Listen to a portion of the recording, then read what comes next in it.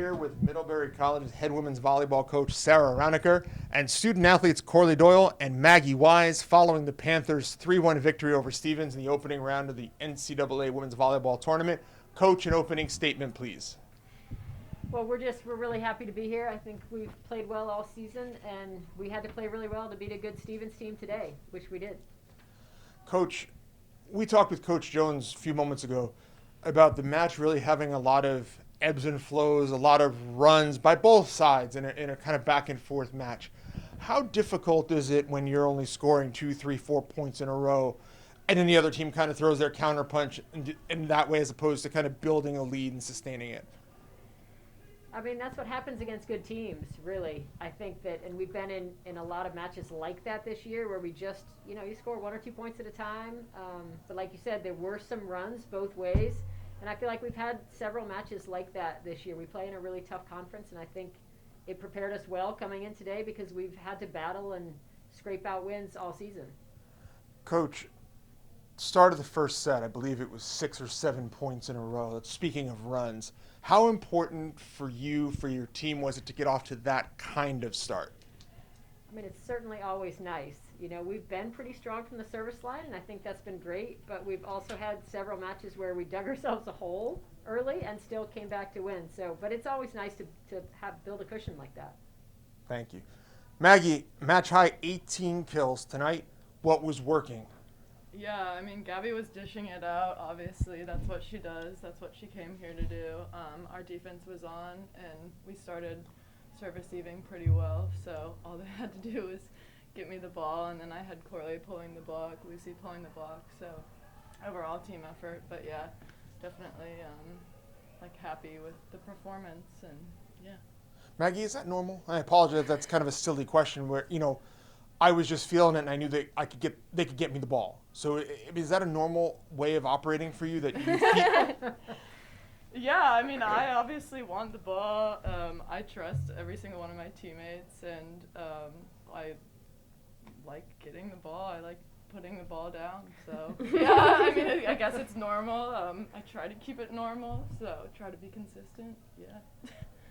Corley, 2 solo blocks, which is kind of a rare stat. You don't always see a ton of those. How important for you, or rather, do you take pride in your ability to kind of be a presence at the net?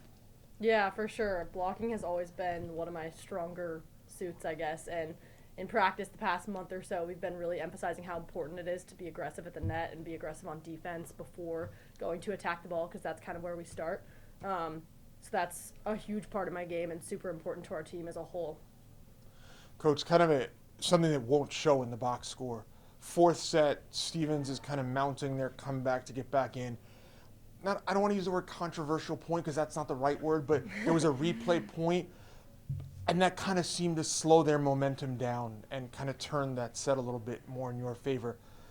How important is it to kind of keep calm, keep collected when there's kind of those crazy points that happen, which you see a lot in volleyball? Yeah, well, I always think it's good to stay calm and keep composed, and I think our team did a really nice job with that.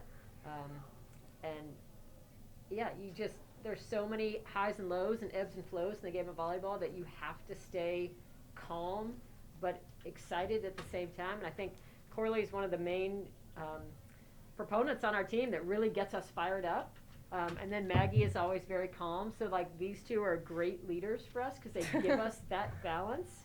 And I think it's just really important to stay composed but also stay excited and pumped up and ready to go. Speaking of excited, speaking of being ready to go, Corley, Maggie, looking ahead to tomorrow a little bit. It's a tall task in front of you tomorrow. Ranked number 2 in the country in the AVCA poll. They had a good showing earlier in the day. How do you keep your team loose, ready to play, with Trinity looking as the team for tomorrow on the schedule? Yeah, I think we're staying pretty grounded. We know what we have to do. We run our offense, play good defense, serve well, receive well.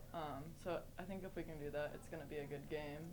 We're excited for the opportunity, obviously, and they're pretty talented, but we obviously come from a talented conference, and we got an at-large bid, so we definitely want to show them who Middlebury, the Panthers, are. Yeah, for sure.